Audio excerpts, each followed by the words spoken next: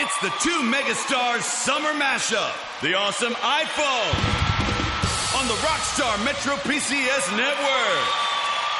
Get the iPhone you've always wanted for $0 so you can jam without limits. It's a hit. Get an iPhone SE on us when you switch. Metro PCS. Coverage not available in some areas, plus sales tax and $10 activation fee. Requires port of number not currently active on T-Mobile network or on Metro PCS in past 90 days to an unlimited LTE plan. See store for details and terms and conditions. TCL is a proud sponsor of the 1500 ESPN studios. TCL, America's fastest growing TV brand. For those who simply can't get enough talk about the Vikings, we present Bonus Chatter. Bonus chatter about your favorite team that's unscripted, unfiltered, and uninterrupted. This is another edition of 1500 ESPN's Purple Podcast. Go get that first down and get a touchdown. Rock 'em. Hello, welcome to another episode of the Purple Podcast. Matthew Coller with Pro Football Focus's Eric Eager to help us prepare for Week 1 Vikings 49ers. Eric, we made it. We made it through camp. We made it through the preseason. We are finally here at Week 1. How do you feel? I mean, this is real football, man. I have no words for how, great this week will be. That's right. You couldn't begin to describe all the emotions that come along with Week 1. Now, let me ask you a question first before we get into Vikings 49ers and look at kind of each position battle that might make the difference this week. Preseason. Some of the Pro Football Focus stats in preseason were very interesting to me. Something like, I'll just give you an example of Mike Boone getting the majority of his yards rushing after contact. So he was in there a lot of times with second team offensive line and he was having to shred tackles. Did a great job of that. He ends up making the team. How much can we take away from some of the grades and some of the numbers that we see from Pro Football Focus from the preseason? Do they tell us with some players kind of what they might be when they get a chance in the NFL, if it's guys that aren't, clearly like NFL starters? Yeah, I mean, something like that I think is actually pretty telling, right? That the guy can break tackles, that he's got the penchant for that. Actually, interestingly, I've written down here, up to 429 preseason rushing yards, the Vikings got 304 of them came after contact. So it was sort of a common theme that the Vikings kind of had to get all their yards on the ground after basically, getting hit. One of the interesting ones I looked up actually was Matt Wild, a new Vikings punter. If you look at his Pro Football Focus grades in the preseason, he's one of the highest graded punters that we've had, at least from the plus minus perspective in the last two seasons. So he certainly has impressed there. And with all the teams being our clients, obviously you can't attribute necessarily, those signings to the grading systems, but it does sort of coincide with he was very good. Quigley was not very good, right? The Vikings make a move there. So I would say from a predictive perspective, so if we're trying to pick who's going to cover the spread this week, Minnesota versus San Francisco, I probably don't use any of it. But if I'm looking at who's going to make the team, who has potential, Stephen Weatherly's been a guy who has graded really well for us all 3 years he's been on the Vikings. In the preseason, Tayshaun Bauer was another one. They end up making the team over long-standing guys like Brian Robinson. So I think that they do matter. Preseason certainly matters on an individual level. I would say from a predictive perspective, on the team level, basically nothing.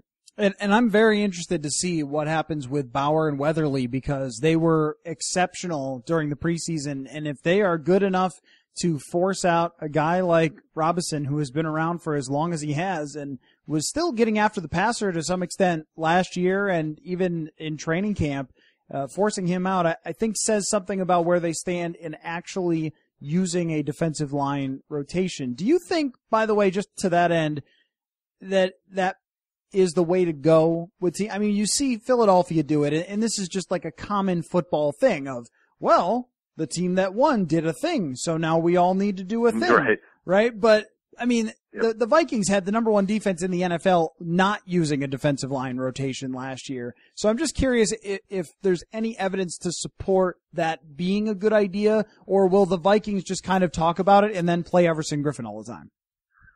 Well, I think we know from an analytics perspective that pass rushing grades are some of the most stable things that, on a year-to-year basis. But we also know that there is an age curve for defensive linemen, and the ones that sort of end up like curbing that age curve are ones that end up being more part-time the later on in they get their career. Guys like Cameron Wake, who are starters and very brilliant doing so, end up being still good later in their career. Dwight Freeney, similarly, they recently retired 49er Elvis Dumervil, sort of same thing there. So I think if you look at Griffin and Hunter, what was interesting was that when you rely on a player that much and they get injured or they fall off a little bit, you really do notice it in the defense. And I think they had a noticeable difficulty getting pressure on Nick Foles, for example, in the NFC Championship game. So I think you're onto something there. And I think just having, and they've never really been a rotational team, under Zimmer, but I do think that they should sort of consider that, especially I think one of the things that this might open up is the possibility of playing Barr on the defensive line with Griffin playing inside where he excelled in the Leslie Frazier regime. Just kind of moving those guys, being a little bit more creative there, especially now that they got a guy like Iloka. They can kind of mix and match defensively, and if some of those younger defensive linemen can elevate themselves and put themselves in that rotation, that would be even better. As I think this Vikings team has, their eyes set on winning the Super Bowl, and that takes 21 weeks, right? And so having defensive linemen fresh down the stretch will be really important in that regard. Yeah, I definitely think that Anthony Barr is a part of that, especially when it comes to something like 3rd and 7, 3rd and 8, that having him come off the edge and then moving Everson Griffin inside will create a lot of problems for opposing teams. And Zimmer wants to, of course, as anyone would, repeat how good they were on 3rd down last year. That's not going to be easy against some of the great quarterbacks that they're going up against, but making changes and not just sticking with what he's done in the past, I think it's a Mike Zimmer thing, and one of the reasons that he's been so successful. And you're right about the little sort of domino effect of George Iloka and the different ways that they can move Harrison Smith around, for sure. And with Everson, the mistake that they made last year was leaving him in against the Cleveland Browns in London on the last play of the game when it's over. And if anything, even if they don't rotate all the time where Bauer or Weatherly are coming in, if you're up by 2 touchdowns with 4 minutes left in the game, bring in those guys. I mean, there's no excuse for, if it's not a close situation, which in many games last year it wasn't super close with the Vikings. At the end of the game in the 4th quarter, there's no reason to be playing starters. You see this across sports even. I mean, sometimes in basketball, they've gotten really good at this, but sometimes you'll still see starters in when you're up by 20 in the 4th quarter. Like, every minute that guy gets to rest is an extra minute that he's not getting injured and that he's just, building up some extra strength for the future or not wearing down even more. And I think that was the real issue, was we're going to play Everson Griffin every snap no matter what. That's too much for anybody. Well, and you have to save some of these players from themselves, right? So these guys, in their contracts, they have, incentives for sacks and things like that. Right. You said it's across sports. It's across Minnesota Vikings history. And, there's the famous, the Vikings in the divisional playoff game of 1998. John Randall got injured on the last play of that game, a game they won by, 3 touchdowns. He has to be a part-time player against Atlanta in the NFC Championship game. Atlanta catches the Vikings from behind in many reasons because they didn't have the pass rush that a Hall of Famer like John Randall could provide. So it is something that I think, when you have that kind of depth, especially, and hopefully they have it this year, you end up using it, especially in the end of games where you said where there's almost no leverage on each particular play. Well, since we're talking about the defense, let's start there with week 1, the Vikings defense against the San Francisco 49ers offense. What do you think the impact will be of the 49ers losing Jerick McKinnon, who clearly they were very high about bringing in?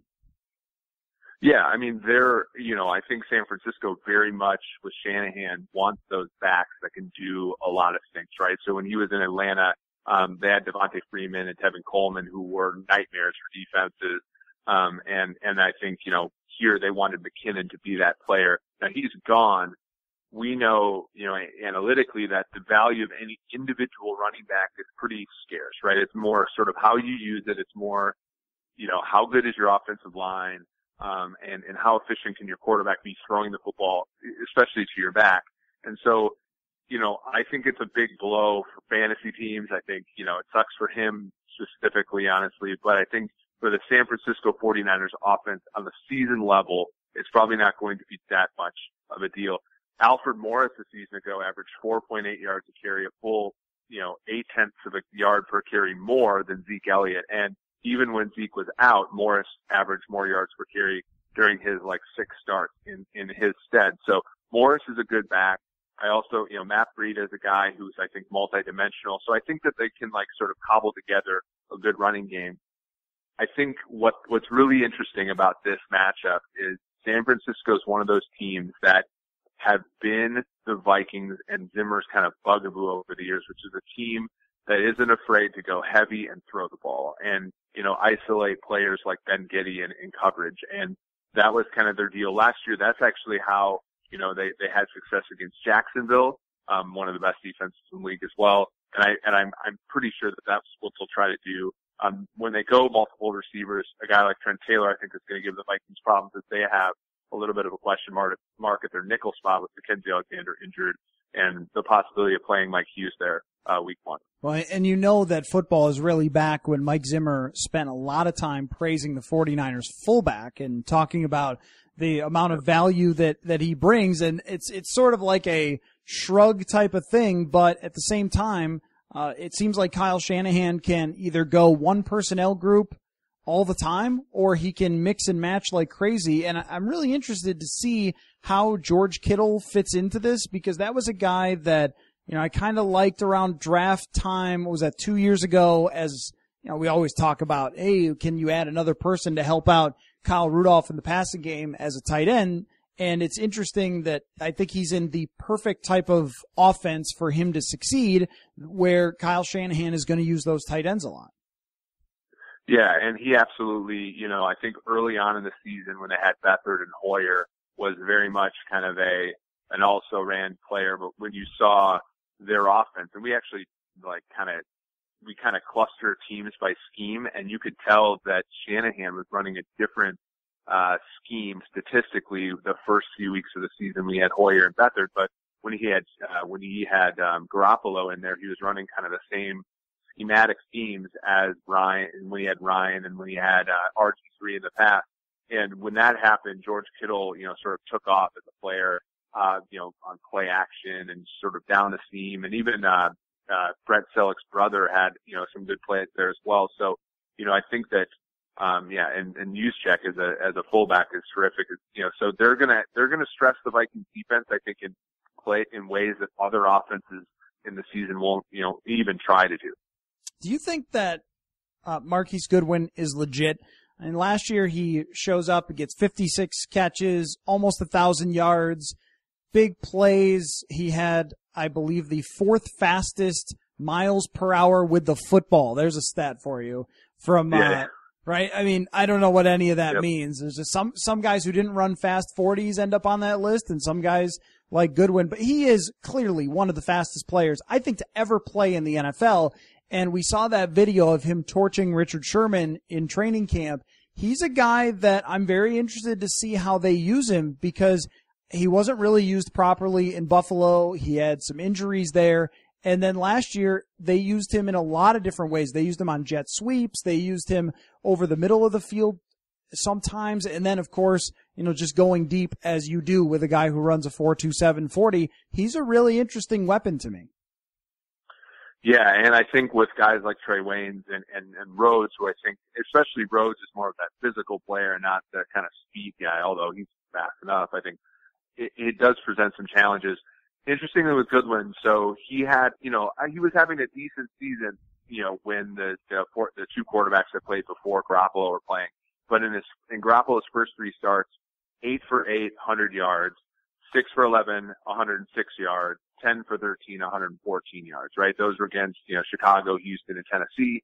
So he became, a bona fide number 1 receiver when Garoppolo is playing, and I think just kind of takes the top off that defense. And then what really is nice is that now, San Francisco's got Pierre Garçon, who's a quintessential, underneath guy, possession guy, who's dropped, I think, 1 pass in the last 2 seasons. I think that offense becomes dangerous with, like you said, Kittle, Goodwin to blow the top off the defense, and then Garçon getting first down. It will present a big challenge for the Vikings in their secondary. Seems to me too that their offensive line is going to help a lot here. That last year they did not have that great of an offensive line, but they go out and get Weston Richburg, who's, a fairly solid player, and then draft Mike McGlinchey, one of the top offensive linemen in the draft. Unlike the Vikings, they spent their first round pick on an offensive lineman. And it's not legal for the Vikings to do it. Only the other 31. I was going to say, not that has ever been brought up at any time on this podcast throughout the offseason. It's hard to tell what you're going to get from McGlinchey, but he's a great prospect. And if there's a big difference, even from the last 5 games of last year, I think it's on San Francisco's offensive line.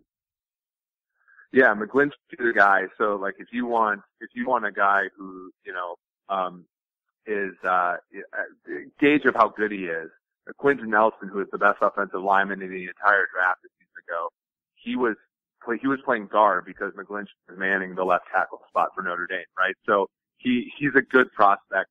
I like what they're doing. I think right tackle is undervalued, right? But I do like the idea of getting a guy who you think is your future left tackle, having him play the string out at right tackle until your left tackle retires. Joe Staley's been a good player there for a long time. Laken Tomlinson, a guy who's struggled in the past, but I think has graded okay for us recently. Their offensive line, unlike Minnesota's, is one that I don't think presents a lot of question marks for them moving forward. So I think that this team has the potential to be really good, San Francisco. What do you think will be the ultimate difference maker between whether we are talking about the flying Kyle Shanahan's and Jimmy Garoppolo's in playoff time? I mean, how much of a threat really are they? Or is this kind of a team that's still taking its steps forward, rebuilding from where they were before? To me, it's all about their defense. I think Garoppolo is somebody that our PFF's founder, Neil Hornsby, tweeted out this statistic we created about accuracy. Garoppolo is very accurate. He's, very smart. He's been very, he's done what it takes to win in his 7 starts, but beyond that, his analytics are very good. So small sample size aside, I don't think they're going to fail because of the combination of Shanahan and Garoppolo. To me, it's defensively, can Reuben Foster is not going to play on Sunday, but can he be a player who's consistently on the field for them? He made that play in the preseason covering a drag route in cover 3 football, right? Like he made one of the best linebacker plays in coverage that I think I've ever seen. He's a guy, if you pair him, they got Akella Witherspoon, who's a young guy, Kwan Williams, who plays a good slot corner.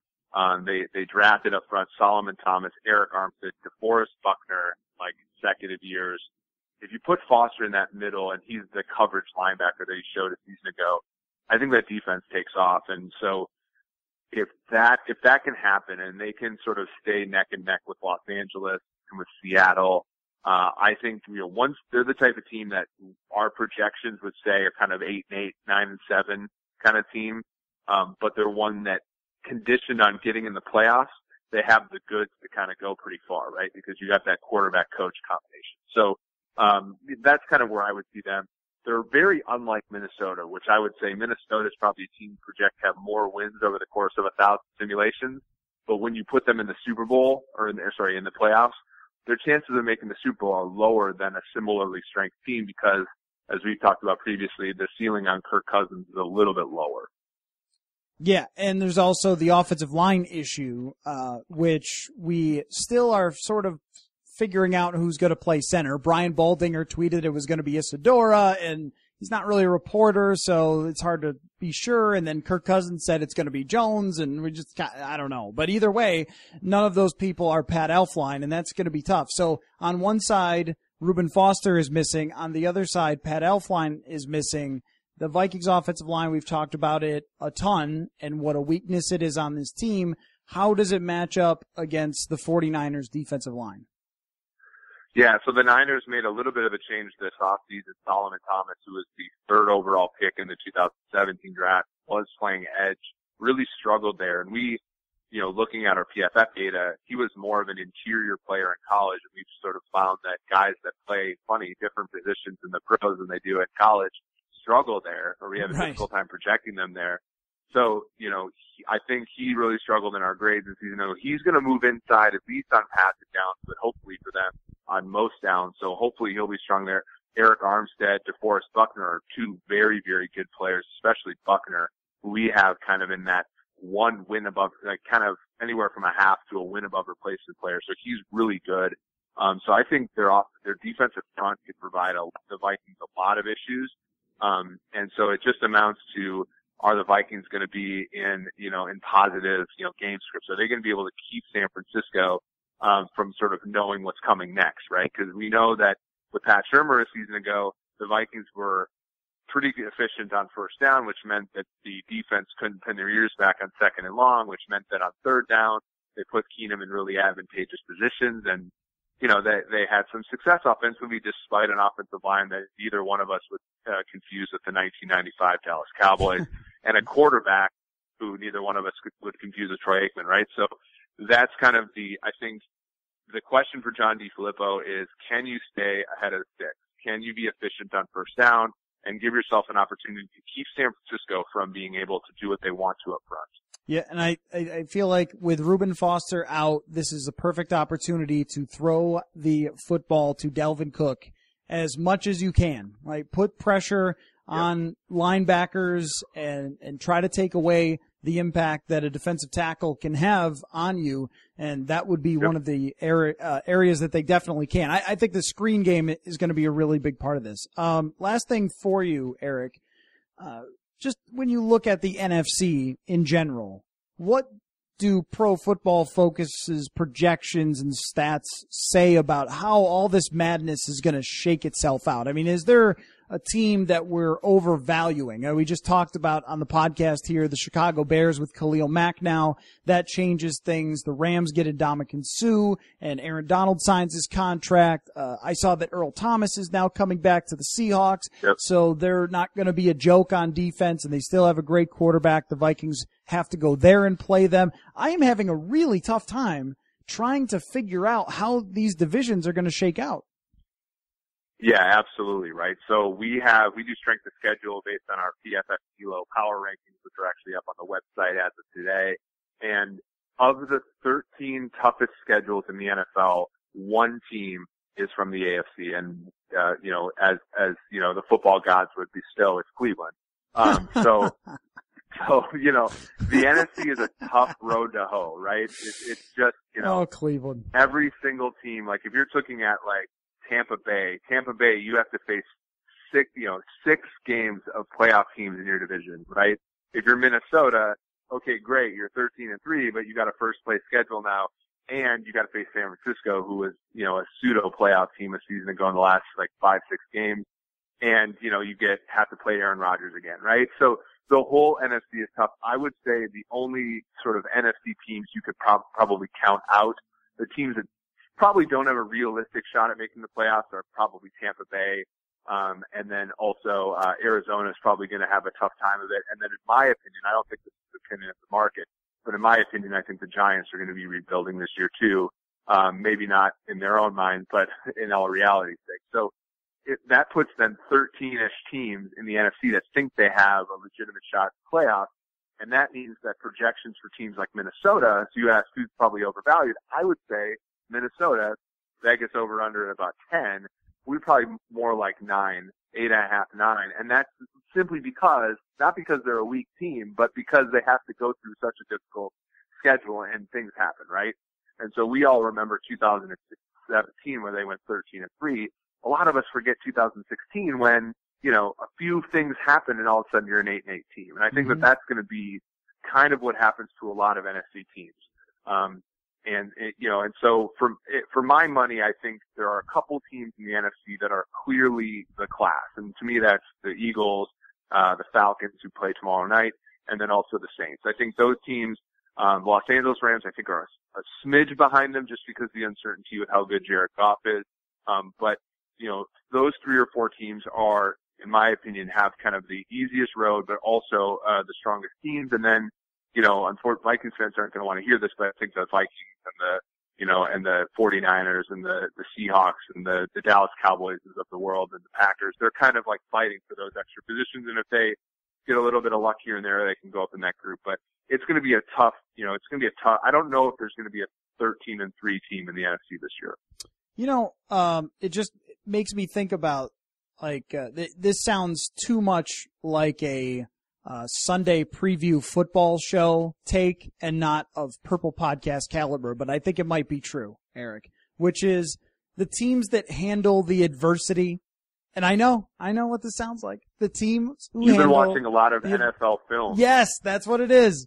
The teams who handle the adversity will be the ones that rise to the cream of the crop. Well, but I really think that, though. I mean, I really think that when it comes to a team like the Vikings or any of these teams, that there's going to be these losing streaks. There's going to be bumps along the road. There's going to be 2 straight matchups on the road against Hall of Fame quarterbacks. I mean, it's just going to go for everybody because it's such a tough conference to play in. So the teams that don't let these things sort of build on themselves, as the Vikings did in 2016, where it was just one thing after the next, and they didn't have, I think at that time, Mike Zimmer did not handle things as well as he could have for them falling apart. The front office didn't prepare them to be able to handle some of those things, especially along the offensive line. And they weren't set for injuries either on defense, where they lose, a Harrison Smith for a game and it's just a meltdown. They lose a linebacker for a game and it's a meltdown. And I think that they're in better shape to handle some of those things now. But that to me is ultimately going to determine how this goes because there are just so many good teams.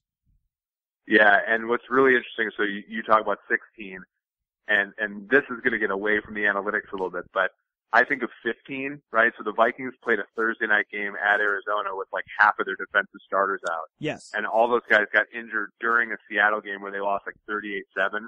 And they gave Arizona, who made the NFC Championship game that year, a game on a short week, right? Yep. That 2015 team, in my opinion, faced almost as much adversity. But I think when you think of leadership, right? Their quarterback that season, Teddy Bridgewater, a guy that we hold in high esteem, right? He's leading them through that, got them to 11-5, got them to the playoffs, almost had them win a playoff game. 2016 was rough because the leader of your offense literally joined your team like 4 days before the first game, right? And so like you could sort of see that and maybe we're chasing. 2017, I think Case Keenum was a pretty good leader, and in terms of all of the adversity, he was sort of a steady hand, if not necessarily throwing the football, but just like in mindset and things like that. So I think the real question for Vikings fans this year is if that adversity strikes, what kind of leader and what kind of guy is Kirk Cousins when sort of your back's against the wall? And I think that that's an open question because in Washington, he had the adversity with replacing RG3, but for the most part, they've kind of wilted when, faced with adversity. And so that'll be interesting if he can take that next step as a leader with Minnesota. I would also add that it's a different kind of adversity when you're in Washington and you throw for 4,000 yards and then at least half or more of the media says, well, it wasn't Kirk's fault. He threw for 4,000 yards. And we heard some of that with Sam Bradford too. And that's fine if you want to say that, but when it comes to then having Super Bowl expectations from the entire fan base and national media, that's a different type of animal than, well, it was Washington and nobody picked them to win anything anyway. And hey, Kirk got 4,000 yards, but they didn't win. They didn't have a great defense and so on and so forth. There's lots of different avenues you could go. This year, the avenue everyone will go, almost regardless of how he plays. Even if he's good and they lose anyway, every loss is going to be looked at as on him because he's the $84 million guy. And that's something that he's never faced before. And it will be very interesting and I think telling to us about what kind of quarterback he is to see him navigate this. And you want a blazing hot take to end the Purple Podcast, Eric. I'm here for it. The blazing hot take is that it took Mike Zimmer a couple years to fully understand how to navigate these things as a head coach. And it might take a year or 6 months or 6 weeks or however long for Kirk Cousins himself to get used to this. Because you think about quarterbacks like Aaron Rodgers or Tom Brady or whoever else who have been every single year, Ben Roethlisberger, they go into it with everyone thinking you should be in the Super Bowl with these great quarterbacks. And this is the first time that Cousins is ever going to face that type of pressure. It might take some getting used to. I just have no idea how long that's going to take or if they come out and win the first 5 games of the year, it'll be unbelievable with this schedule, and then maybe he never faces that. But I think I get the idea with the difficulty of schedule that he's going to. Yeah, I mean, and if you want to go even further, I think you can make the argument that Cousins never was fully entrenched as Washington's starting quarterback. Totally. Right? Like, yes. So when you thought of him, you're kind of always like, yeah, but when he was on Washington with Minnesota, he is Minnesota Vikings quarterback, right? Right. So yep. Their success is his success. When you think about the Packers, you think about Aaron Rodgers. For better or worse, when you think about the Vikings, you think about Kirk Cousins. So I do agree with you that I think it's an open question as to whether or not he'll be able to handle success, failure, all of that sort of stuff as the unequivocal head of the Minnesota Vikings offense and team, I think, in general, given his, salary. Okay, before I wrap this up, I want to say a few things for our listeners who are loyal and wonderful and send emails and so forth that I love answering questions, so feel free to continue doing that.